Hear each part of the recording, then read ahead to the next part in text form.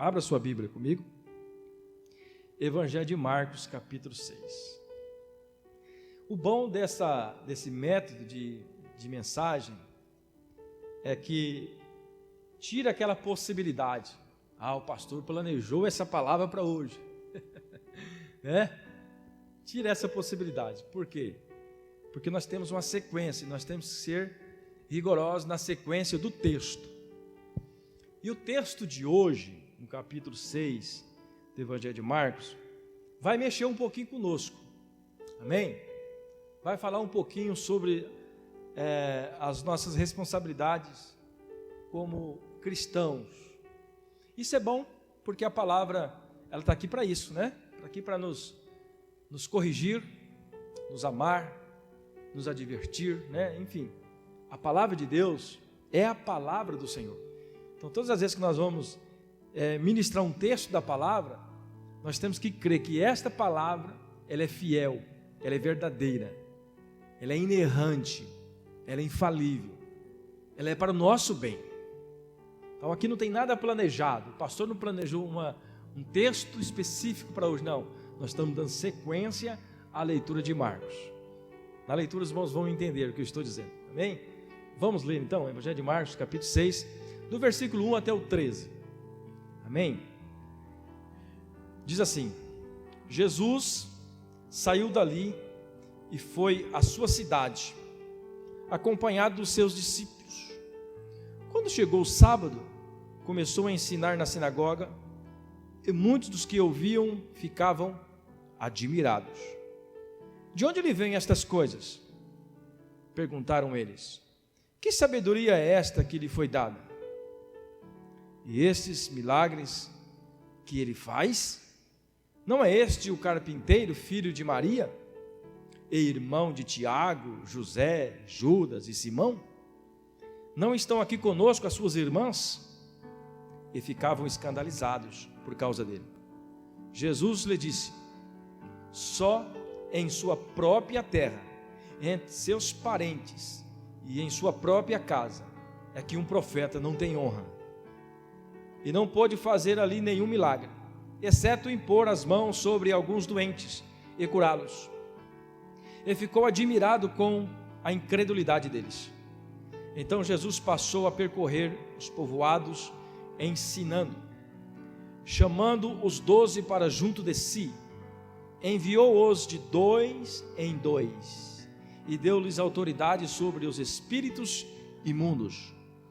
Estas foram as suas instruções, as instruções de Jesus para os discípulos. Não levem nada pelo caminho, a não ser um bordão.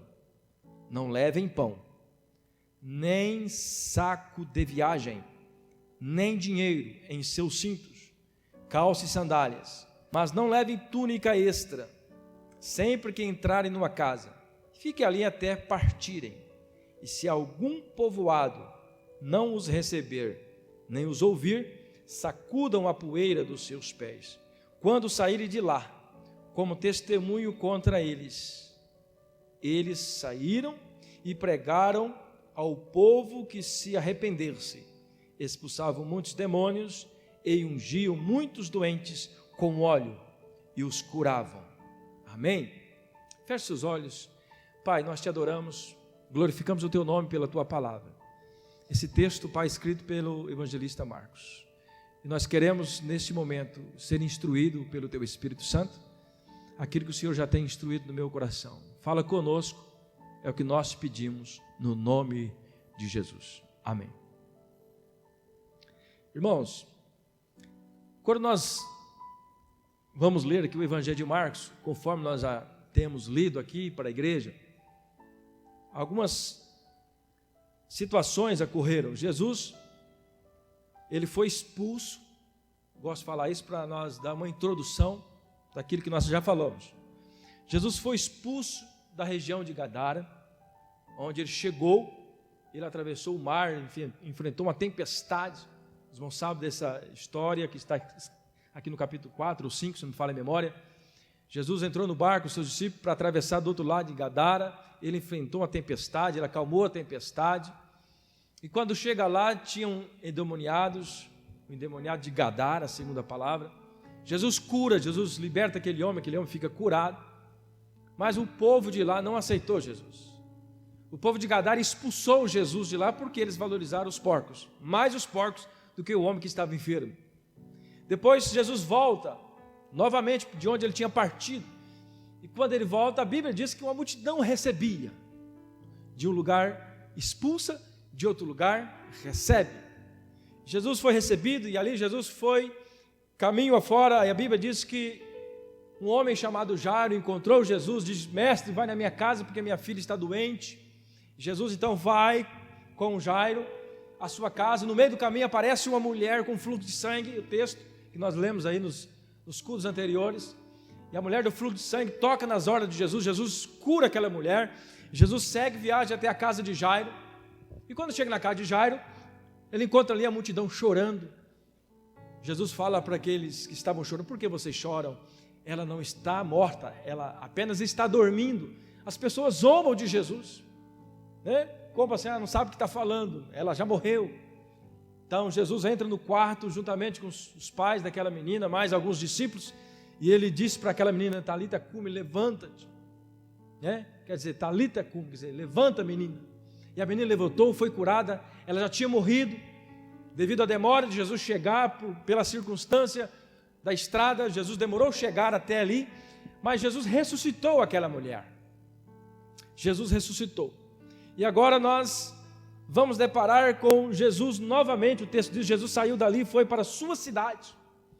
Agora Jesus chega na sua cidade, onde ele tinha nascido, junto com seus parentes, junto com aqueles que conheciam desde a infância, aqueles que viram Jesus crescer, brincar, né, trabalhando inteiro, porque Jesus era carpinteiro, Jesus trabalhava com madeira. E agora Jesus chega ali a fim de dar continuidade ao seu ministério, realizar ali alguns milagres, alguns prodígios, para que também os seus parentes, para que também o seu povo pudesse receber o reino de Deus. Mas a Bíblia vai dizer que não foi bem assim que aconteceu. Quando Jesus chega ali, as pessoas zombavam também de Jesus: mas não é esse o carpinteiro, não é esse o filho de Maria, não é esse o irmão de Tiago, não é esse o irmão de Judas, não estão aqui as suas irmãs? Como é que ele pode fazer isso? Não está certo, não pode ser, isso não pode estar acontecendo. Eles duvidavam de Jesus. Esse é o texto que nós lemos. Então Jesus, ele sai daquela região, ele sai de perto dos seus parentes. A Bíblia diz que então ele vai para as regiões vizinhas, para as cidades próximas, e ele então pega ali 2 em 2 os seus discípulos, manda de 2 em 2, e mandam eles pregar o evangelho, anunciar as boas novas do reino. Jesus deu autoridade para os discípulos, para curar os enfermos, para expulsar os demônios. Então Jesus, então, ele foi rejeitado entre seus parentes, mas agora ele toma uma atitude de mandar de 2 em 2, está nos mostrando uma urgência da pregação do evangelho. Jesus não queria que só ele fizesse aquilo, mas ele então delegou para que os seus discípulos também o fizessem. Esse é o texto que nós lemos, o contexto e o texto. Eu quero trazer nessa noite alguns ensinamentos para nós nesse texto. Eu trouxe aqui alguns pontos para nós refletirmos e fazermos uma aplicação em nossas vidas. Em primeiro lugar, quando a dureza de coração ela se sobrepõe a uma realidade inquestionável. Sabe quando você sabe, você tem noção, você conhece, você já leu na palavra, sabe que isso é verdade, sabe que isso é um fato, mas o seu coração ainda fica duro. As pessoas ainda não conseguem acreditar naquilo. O texto que nós lemos diz assim: quando Jesus chegou na casa dele, na sua cidade, entre seus parentes, as pessoas já sabiam dos fatos. Jesus já tinha demonstrado o seu poder sobre a natureza. Ele repreendeu o vento, ele acalmou o mar. Jesus já tinha demonstrado o seu poder sobre os demônios. Jesus tinha expulsado demônios.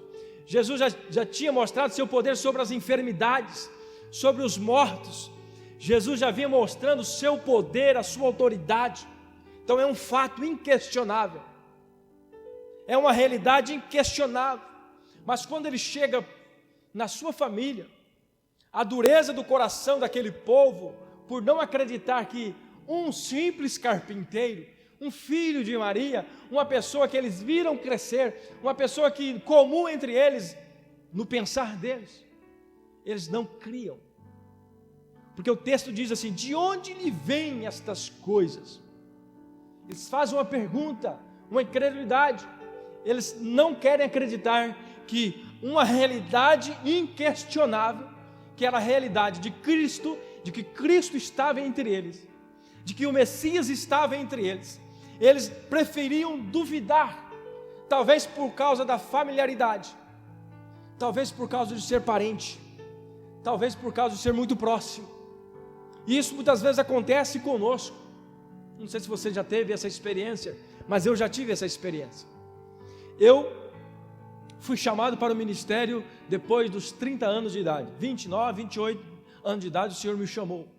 Mas ainda no meio dos meus parentes, tem muitas pessoas que não acreditam, tem muitas pessoas que zombam, tem muitas pessoas que acham que isto é só um momento passageiro, é um tempo que vai passar, e de que Deus não está operando na minha vida. Muitas vezes as pessoas pensam assim de você, você que às vezes está chegando agora para o Evangelho, talvez até vocês que desceram as águas, aqui estão eles, alguns que desceram as águas, talvez você tomou uma atitude, não, eu quero servir ao Senhor, eu quero realmente levar Jesus a sério, e aí Deus começa a te usar, Deus começa a usar você para você falar para outras pessoas. De repente você agora que foi batizado, você desceu as águas, você confessou a Jesus, você começa a pregar Jesus para os seus amigos, e os seus amigos vão começar a dizer: mas você, quem é você? Eu te conhecia lá atrás, agora você está dando uma de cristão. É assim que as pessoas fazem. Então aqui demonstra para nós que em meio aos parentes, em meio às pessoas mais conhecidas, é muito difícil às vezes de nós exercer o nosso ministério. É por isso que às vezes muitos missionários, eles saem da sua terra e vai para outra região. Está aqui alguns banners. Às vezes Deus chama uma pessoa da sua família, ele não consegue exercer o seu ministério dentro da sua família, mas ele então, por circunstância ou por um dever no seu coração de fazer aquilo que o Senhor está pedindo, ele sai da sua região, ele sai da sua parentela, assim como Deus fez com Abraão. Sai da sua parentela e vai para um povo, para um lugar que eu te mostrarei. Esse é o propósito desse texto, isso que nós aprendemos aqui. As pessoas endurecem, por quê? Porque elas te conhecem desde pequeno. Mas isso não pode ser um obstáculo, amém? Porque aqui nós vamos ver no texto que mesmo a família de Jesus não acreditando nele, Jesus não parou ali. Jesus, como humano que nós somos, podia dizer: então, quer saber uma coisa? Nem meus parentes acreditam em mim, eu vou largar a mão disso. Não vou mais pregar o reino. Não, ele fez foi diferente. Ele foi uma aumentada, vamos dizer assim, deu uma recalchutada no negócio. Em vez de ser só ele, agora ele chamou de 2 em 2. Vamos pregar nas cidades vizinhas, vamos falar do reino de Deus, porque o reino de Deus está próximo.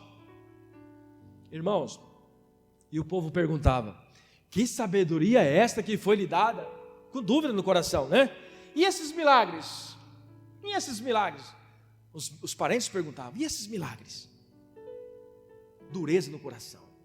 E olha que os seus parentes, como eu já comecei dizendo, já sabia que Jesus tinha poder, já sabia dos fatos, daquilo que Jesus já tinha feito, os milagres que ele já tinha feito, e eles ainda tinham dúvida. Então uma reflexão para a nossa vida nesta manhã sobre esse ponto. A dureza de coração, ela impede nós vermos a realidade inquestionável. Qual é a realidade inquestionável hoje que nós estamos vendo? É a volta de Cristo, é a aproximação, a segunda volta de Jesus está aí. Alguém tem dúvida disso? É uma realidade inquestionável. Por que é uma realidade inquestionável? Porque quando nós vamos ver as Escrituras, nós vamos ver que está acontecendo aquilo que as Escrituras estão dizendo sobre os finais dos tempos. É uma realidade inquestionável. Qual outra realidade inquestionável? Que nos últimos dias, por se aumentar a iniquidade, o amor de muitos se esfriariam. É uma realidade. E se nós sabemos que isso é uma realidade, nós não podemos deixar que esse texto se cumpra em nós. Para aí, se a Bíblia está dizendo que nos finais dos tempos, por se aumentar a iniquidade, o amor de muitos se esfriaria, eu tenho ciência disso, isso é uma realidade inquestionável. Então não posso deixar isso acontecer comigo. Eu vou lutar, eu vou batalhar o máximo possível para que esse texto não cumpra em minha vida. Eu não quero ser um desses que vão se esfriar. Eu quero ser um que esteja realmente ativos na obra do Senhor. Uma realidade inquestionável. Outra realidade inquestionável é que as pessoas, elas endureceriam o coração, elas dariam mais valores às coisas naturais, às coisas palpáveis, as coisas que nós não podemos ver, como diz a palavra, aquilo que a fé alcança, as pessoas estão deixando de lado. É uma realidade. E se é uma realidade, nós não podemos deixar que isso aconteça em nós. Qual outra realidade inquestionável que nós estamos vivendo hoje? A realidade que nós temos que buscar mais intensamente a presença de Deus. Nós temos que buscar mais intensamente a presença de Deus. Nós não estamos em uma circunstância que está acontecendo por acaso, não. É uma circunstância que está escrita na palavra, está se cumprindo a palavra. E qual é a orientação da Bíblia? Qual é a orientação da palavra? Que nós devemos nos humilhar diante do Senhor. Se o meu povo que se chama pelo meu nome se humilhar e orar, buscar a minha face, eu ouvirei do céu, perdoarei os seus pecados e sararei esta terra. A igreja, ela tem que ser o principal órgão de defesa espiritual, vamos dizer assim, o principal órgão que tem que buscar ao Senhor. Quando nós estamos em apuros, nós temos que buscar ao Senhor. É uma realidade inquestionável. Nós estamos vivendo um momento crítico no nosso país, na nossa sociedade. Qual é a nossa tarefa como igreja? Clamar, buscar, orar, pedir orientação de Deus, não deixar que o nosso amor se esfria, porque se o nosso amor esfriar, irmãos, misericórdia, nós morremos espiritualmente. É o que está acontecendo com muitos estão morrendo espiritualmente. Muitos deixaram de lado o desejo de adorar, de glorificar a Deus, de cultuar ao Senhor. A igreja tem esse papel. Então, em primeiro ponto, nós aprendemos aqui: a dureza de coração não permite que nós vejamos a realidade inquestionável. Em segundo lugar, muitos não creem em Cristo por causa da sobreposição da razão sobre dentro de si. Muitos deixam de acreditar em Cristo, por quê? Porque a razão dentro dele, ela sobrepõe a fé. Ela não consegue crer, ela não consegue acreditar que isto é verdade, assim como nos dias de Noé, lembra da palavra, né? Nós pregamos, nós orientamos que Jesus, ele tem uma promessa. Qual que é a promessa de Jesus? Aqueles que me servir, que perseverar até o fim, eu darei a coroa da vida. Aqueles que perseverar até o fim, estes vão morar comigo no céu. Qual que é a verdade de Jesus? Eu vou, mas eu voltarei para buscar uma igreja. Mas muitas pessoas deixam a razão tomar conta do seu coração, não quer viver pela fé. As pessoas diziam, usando a razão: não é este o carpinteiro?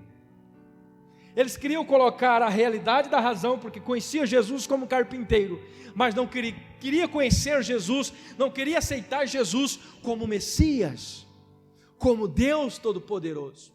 A razão dentro deles estava sobrepondo a fé. E muitas vezes nós deixamos de alcançar as bênçãos, porque a razão está sobrepondo. Mas eu penso que é assim, eu acho que tem que ser assim. A Bíblia está falando assim, mas dentro de mim algo me diz que não deve ser assim. Razão. Você quer achar uma razão para isso, você tem que crer pela fé. E a fé, ela é inquestionável, no sentido assim, você tem que crer pela fé. Você tem que acreditar que Jesus é verdadeiro, que a palavra é verdade. E não só uma fé que fica no ar sem nenhuma comprovação. Existem sim fatos comprovados daquilo que nós chamamos de fé. Existem fatos comprovados de que quem serve a Deus, quem serve a Jesus, eles têm as suas vidas abençoadas, protegidas, amparadas. Quantos milagres o Senhor ainda faz hoje? Quantos livramentos o Senhor ainda nos dá hoje? Quantos milagres que a medicina não pode, ou melhor, quantas enfermidades que a medicina não pode resolver, e Deus, num ato de misericórdia, de graça e de milagre, Ele faz, demonstrando que Ele ainda está operando, e que a fé é possível. É possível crer. Não podemos deixar que a razão sobrepõe a fé. A razão vai dizer assim, mas não, eu tenho é que ficar em casa mesmo. Eu tenho que ficar em casa, esperar esse tempo passar, porque é assim que está mandando. Mas enquanto a fé está dizendo, filho, tenha coragem, avante, seja firme, seja corajosos. Sejamos como os primeiros cristãos que enfrentavam guerras, enfrentavam espada, enfrentavam leões, enfrentavam fogo, enfrentavam multidões contra eles, mas eles continuavam avançando, avançando e avançando sempre para pregar o evangelho do reino. Nós que pregamos a fé, nós não podemos deixar a razão tomar conta de nós. Lógico, temos que ter responsabilidade, sim. Temos que cuidar, sim. Temos que usar máscara nos lugares públicos, sim. Mas isso não pode impedir que você converse com pessoas. Não, nem, mesmo que seja à distância, você tem que conversar, o evangelho não pode parar.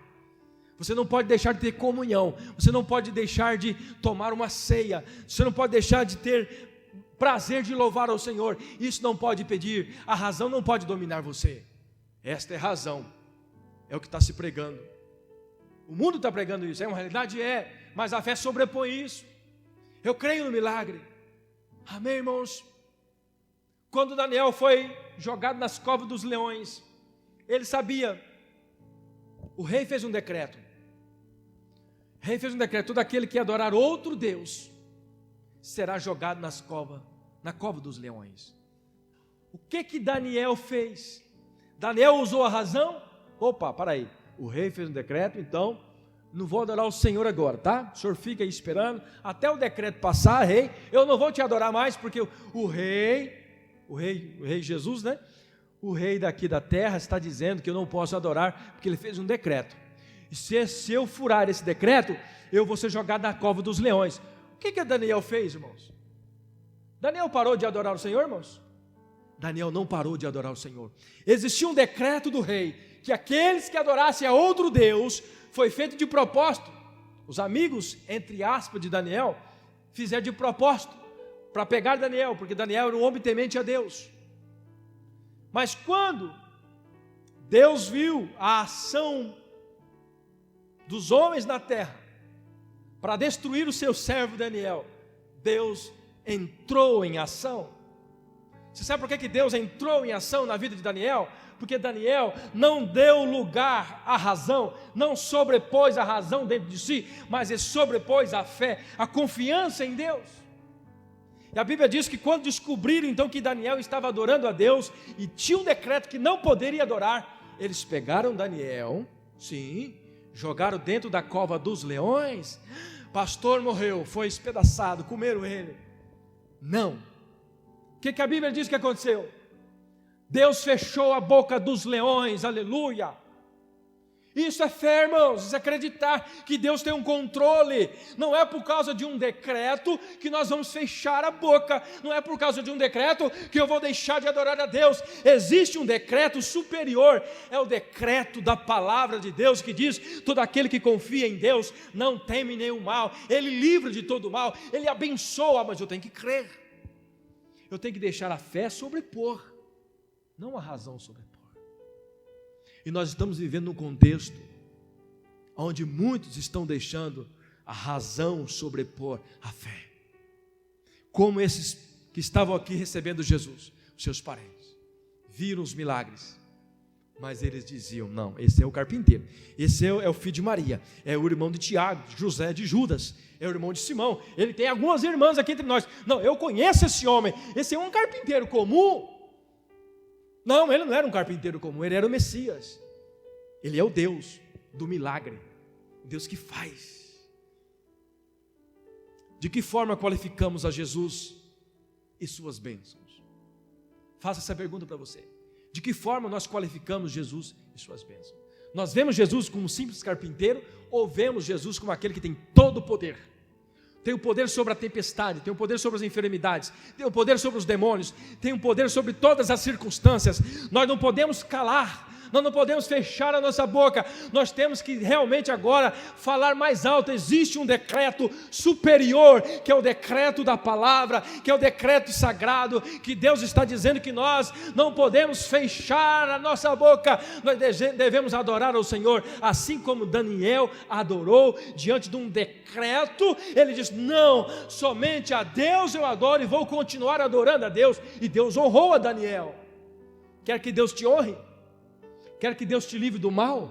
Quer que Deus te livre da cova dos leões? Quer que Deus te livre do vírus, da morte letal do vírus? Continue adorando, não frouxe, não seja covarde, mas sejamos adoradores em espírito e em verdade. Irmãos, isso é fé, irmãos, isso é fé.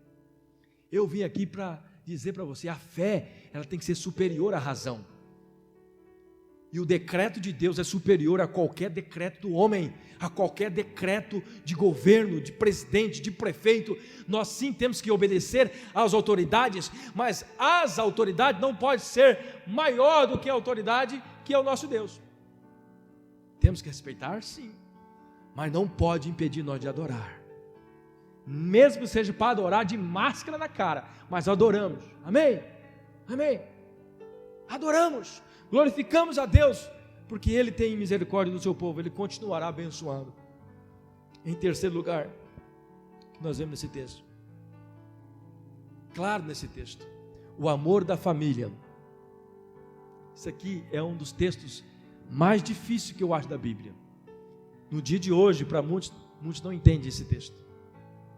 O amor da família não pode ser maior que a missão. É forte, né? O amor na família não pode ser maior do que a missão. A missão de Deus, ela tem que ser maior na sua vida. Às vezes a família não vai te apoiar, assim como Jesus não foi apoiado. Jesus chegou entre a sua família, Jesus chegou entre seus parentes, Ele não foi apoiado, não apoiaram Jesus. Jesus parou, Jesus não parou. Jesus valorizou mais a sua missão do que a sua própria família. Não estou dizendo que você tem que abandonar o seu pai, abandonar a sua mãe. Estou falando que você tem que ter convicção de que a missão de Deus é superior. Você vai lutar para que Deus faça com que sua família entenda que você é um projeto de Deus. Amém, irmão? Você tem que fazer de tudo para que sua família entenda que você é um projeto de Deus. Você não pode abandonar, ser covarde com a sua família, mas você também não pode deixar de servir a Deus por causa da sua família. O texto vai nos ensinar isso. A Bíblia diz que na sua própria terra ele foi rejeitado, entre os parentes, em sua própria casa. A seara é grande e são poucos os ceifeiros. Não pare por causa dos incrédulos. Nós não podemos parar por causa dos incrédulos. E nos últimos dias a incredulidade tem acrescentado, tem aumentado muito. E como diz a palavra, por falta de conhecimento o meu povo perece. E quando nós não lemos as Sagradas Escrituras, quando nós não conhecemos a Jesus nem a sua missão, qualquer incrédulo nos convence. O incrédulo pode chegar para você: rapaz, você tem coragem de fazer isso? Você vai lá, e o perigo de morrer, e o perigo de você pegar esse vírus, você vai dizer para ele: eu vou de máscara, mas eu vou servir a Deus, porque o decreto de Deus é superior ao decreto humano, e eu sei que o meu Redentor vive, eu não vou parar por causa disso. Não podemos parar, nós temos que mostrar a nossa fé, a nossa força, com responsabilidade sim, mas não podemos parar. Se nós paramos, nós demonstramos medo e covardia diante da sociedade. Nós somos igreja, nós pregamos fé, nós pregamos força, nós pregamos o poder de Cristo sobre as enfermidades. Agora a enfermidade vem, nós recuamos. Que Deus é esse que nós servimos? E isso, queridos, muitos estão vivendo, muitos estão deixando de servir ao Senhor por causa disso. Muitos estão amando mais a família do que a missão. Esse texto, como diz no início, não é fácil de entender. Somente quem tem a missão dentro de si, somente quem compreende que a missão é superior a tudo. A Bíblia nos diz isso. Mas Jesus passou a percorrer os povoados vizinhos e chamou os seus discípulos, enviou de 2 em 2. Jesus foi rejeitado pela família, Jesus deixou a família para lá. Bom, vocês não querem? Eu vou pegar aqui, 2 em 2. É urgente, a missão é agora, o povo precisa ouvir agora. Jesus viu a necessidade da urgência, e nós estamos vivendo esta urgência. Nós precisamos fazer como Jesus, pegar de 2 em 2, irmãos, vai de 2 em 2, 2 em cada bairro, e vamos falar do amor de Cristo. Pastor, e a pandemia? É agora que nós precisamos falar do Evangelho de Jesus. Mas a igreja, no modo geral, não estou dizendo que é esta igreja, a igreja, quando eu falo igreja no modo geral, elas estão amedrontadas, estão escondidas, estamos sendo covardes ao Evangelho. A missão nos chama para enfrentar as tempestades, e Ele nos tirará da tempestade, Ele nos curará, Ele nos protegerá. É Ele que é o dono da missão, Ele fechará a boca dos leões. Se eu sirvo um Deus que pode todas as coisas, por que eu não posso cumprir a minha missão? Jesus viu a urgência da missão, e nós também temos que ver desta forma. Mateus capítulo 10, versículo 37 diz assim: quem ama o seu pai ou a sua mãe mais do que a mim, não é digno de mim. Quem ama seu filho ou sua filha mais do que a mim, não é digno de mim. Irmãos, esse versículo, ele confronta os humanistas, ele confronta essa geração atual, que preza, entre aspas, os direitos humanos. Os direitos humanos estão acima de tudo.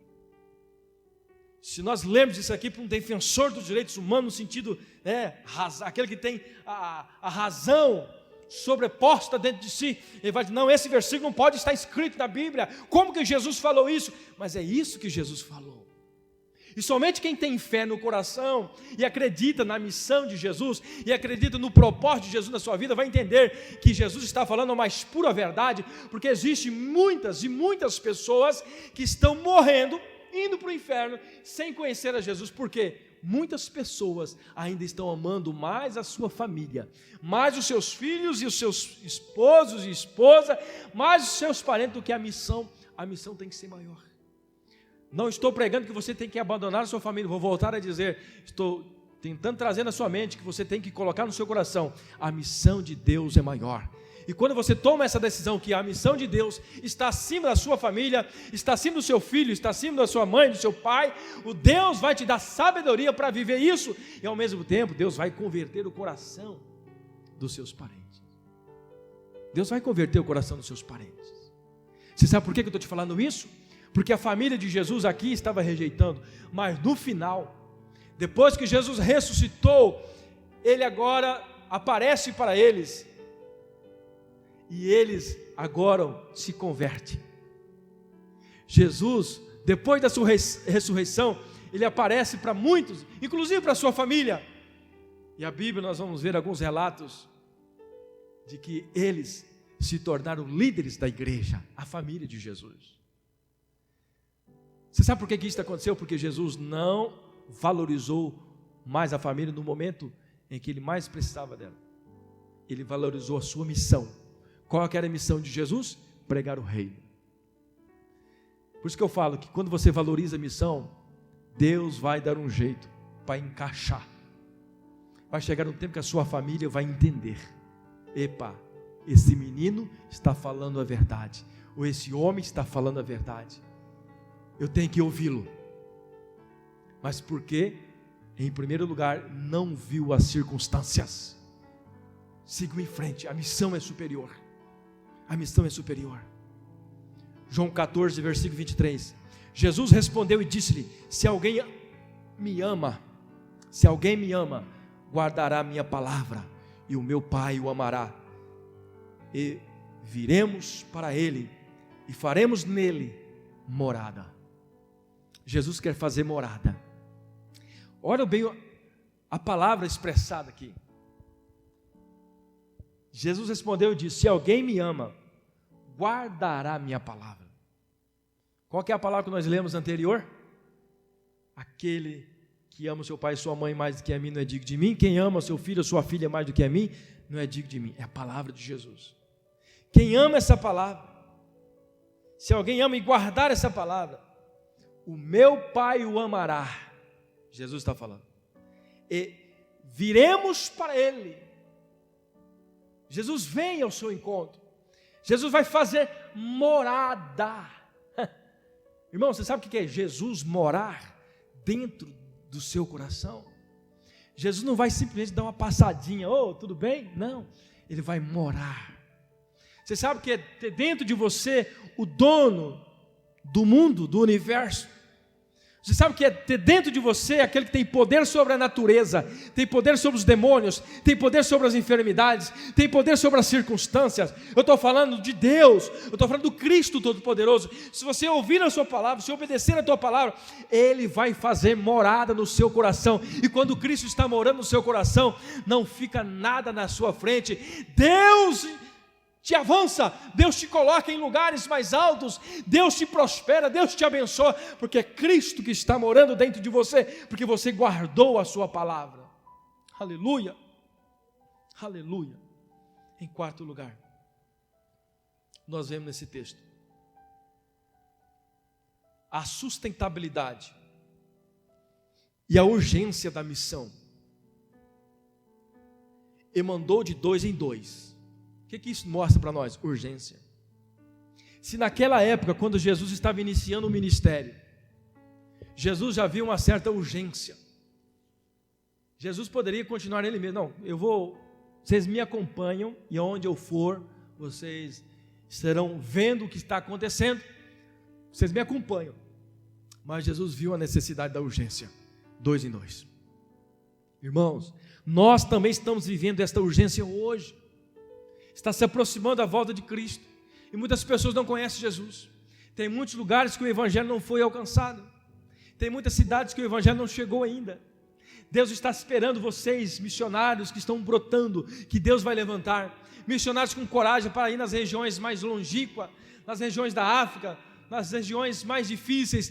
Deus está levantando e vai levantar, eu sei. Deus vai colocar no seu coração o desejo de pregar a palavra, de ir aos lugares difíceis. Deus vai colocar no seu coração o desejo de sair da sua parentela, assim como Ele fez com Abraão, para você pregar a palavra em outros lugares, porque esta é a missão que o Senhor nos chamou, levar a sua palavra. E mandou de 2 em 2. Quero chamar a atenção à igreja nesse ponto. O que Cristo nos ensina aqui sobre os missionários? O que Cristo nos ensina sobre os missionários? Sobre aqueles que Ele levanta para pregar a palavra. Ele mandou 2 em 2. Ele está ensinando assim: aqueles que eu chamei para ir e pregar, porque nem todos são chamados, todos são escolhidos, mas poucos são chamados. Aqueles que Deus chama, Deus deixou uma ordem aqui. Qual que é a ordem desse texto, irmãos? Vamos ver. Não leve nada pelo caminho. Não leve nada pelo caminho, a não ser um bordão.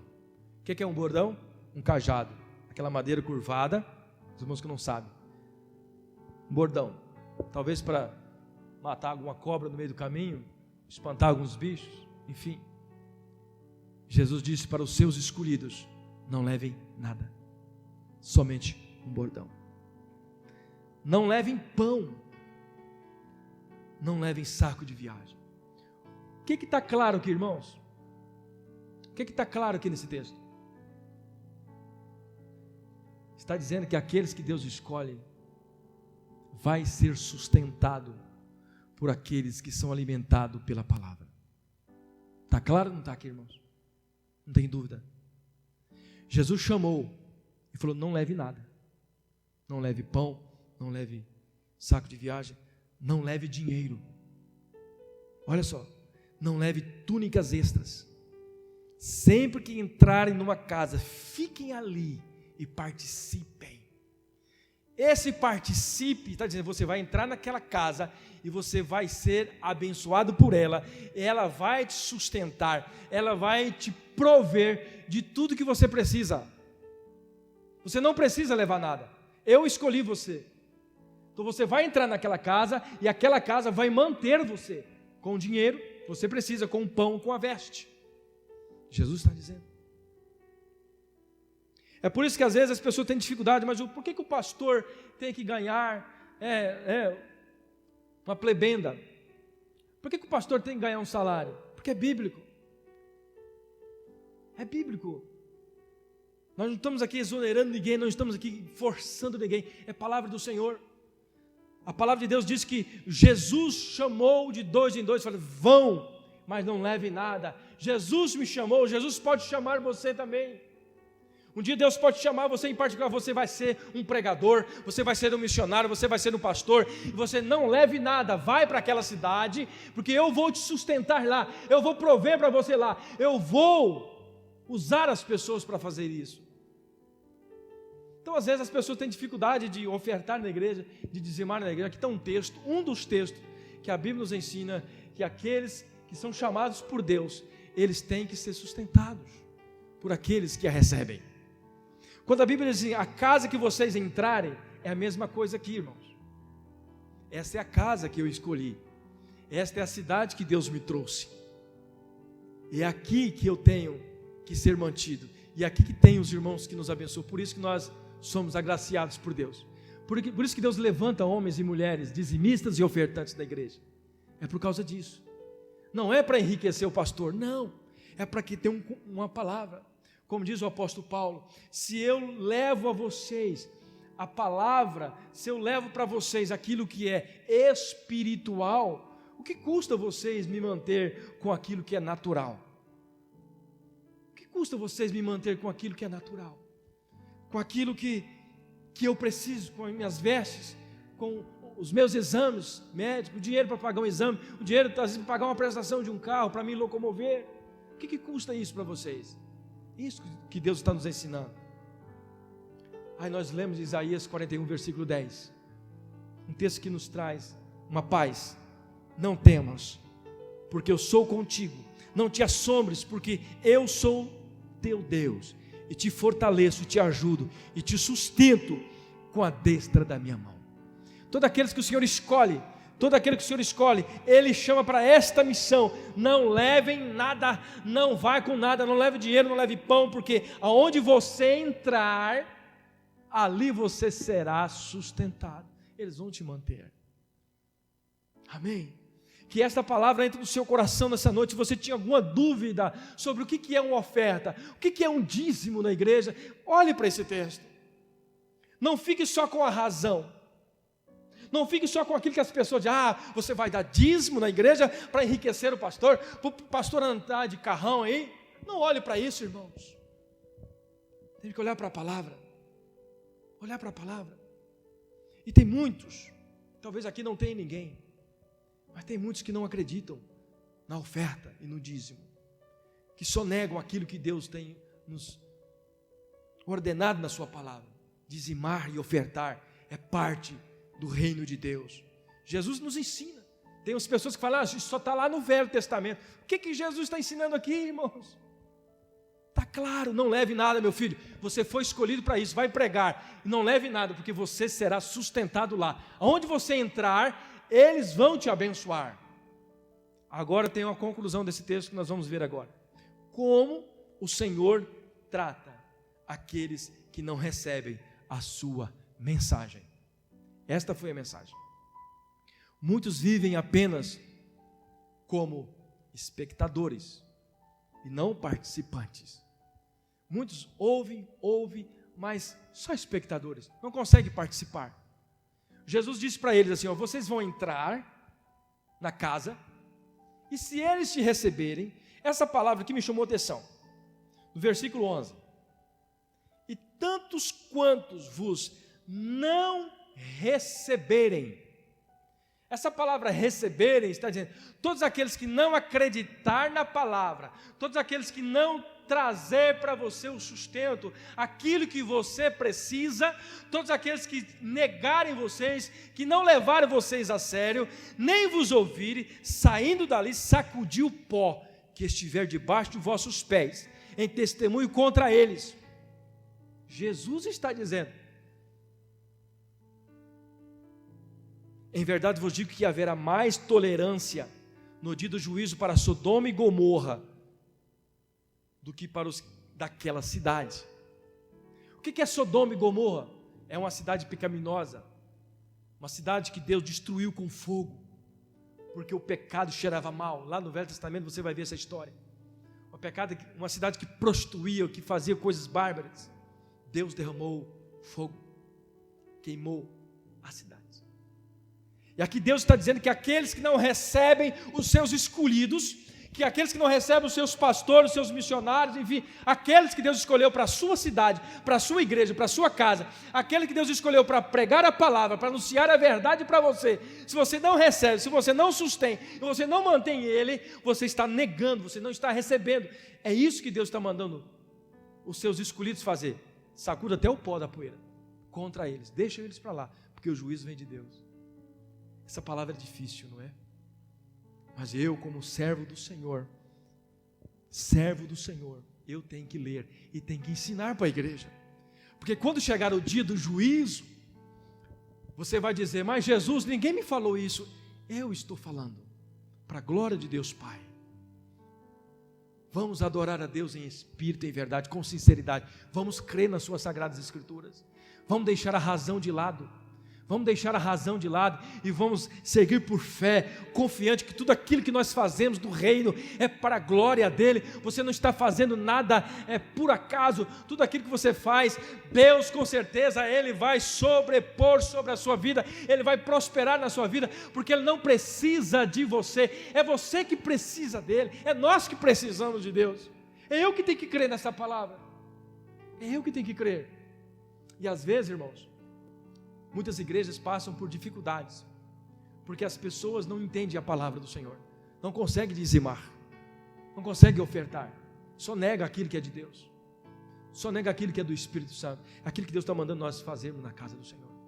Esse texto, como eu disse para os irmãos, ia ser difícil, mas é para a glória de Deus. Eu não gosto de falar muito sobre isso, mas eu tenho que falar, amém? Guarde essa palavra, eu tenho certeza que esse ensinamento foi do céu para nossas vidas. Deus me enviou aqui, Deus pode te enviar a qualquer outro lugar, e aonde você for, Ele está dizendo, não se preocupe com nada, eu vou sustentar você, amém? Mas pela glória de Deus, o apóstolo Paulo também vai nos ensinar na sua palavra, que mesmo se não nos recebem, mesmo se eles não entendem essa palavra, ele continuou fazendo tendas. Quando ele escreve para a igreja de Corinto, se não falha a memória, ele fala sobre isso, sobre o sustento, sobre a responsabilidade da igreja. Ele falou, para não pesar sobre vocês e para que o evangelho não seja escandalizado, eu trabalho, eu faço tenda, mas o nome de Jesus vai ser anunciado. Mas não é essa a regra. A regra é que você, igreja, abençoe o seu pastor. A regra é que você olhe para a palavra e sustente o seu pastor, abençoe a sua família. Isso é bíblico, isso não é para a minha glória, isso é para a glória de Deus e para a bênção ser derramada no seu coração. Se não fosse escrito aqui, eu poderia estar falando heresia, mas é a palavra do Senhor. Receba com amor esta correção vinda do céu sobre o seu coração. Acredite naquilo que Deus colocou no seu coração. Você não é, talvez, um pregador, mas você é aquele que sustenta o pregador. Você é aquele que abençoa. É como esses dias alguém chegou aqui na porta da igreja, pastor, eu vim te abençoar, uma oferta. Aquilo que eu não posso fazer, o senhor faz. Eu não consigo pregar, o senhor prega a palavra, então eu quero te abençoar. Está fazendo o que está escrito aqui. Amém, irmãos? Amém? Glória a Deus. Posso ouvir um glória a Deus? Amém. Então aceitou a palavra no nome de Jesus. Vamos partir para a segunda parte. Antes disso, vamos colocar de pé, vamos fazer uma oração. Glória a Deus. Pai, nós te adoramos. Nós glorificamos o teu nome pela tua palavra que nos corrige. Tua palavra que mostra o teu amor para conosco. Porque o Pai que ama, Ele ensina. Eu creio que o Senhor ensina. Eu sei que o Senhor levantou esta casa, levantou esta igreja para ser bênção. Para ser bênção na minha vida, para ser bênção na vida dessa cidade. Pai, no nome de Jesus, levanta-se aqueles que ainda têm dúvidas sobre este assunto, que o Senhor possa esclarecer mais no seu coração. Eles entenderem que o papel de um verdadeiro cristão é obedecer a palavra, é amar a palavra, amar a Deus acima de todas as coisas. Em nome de Jesus, nós oramos e nós te agradecemos. Amém. Podeis assentar.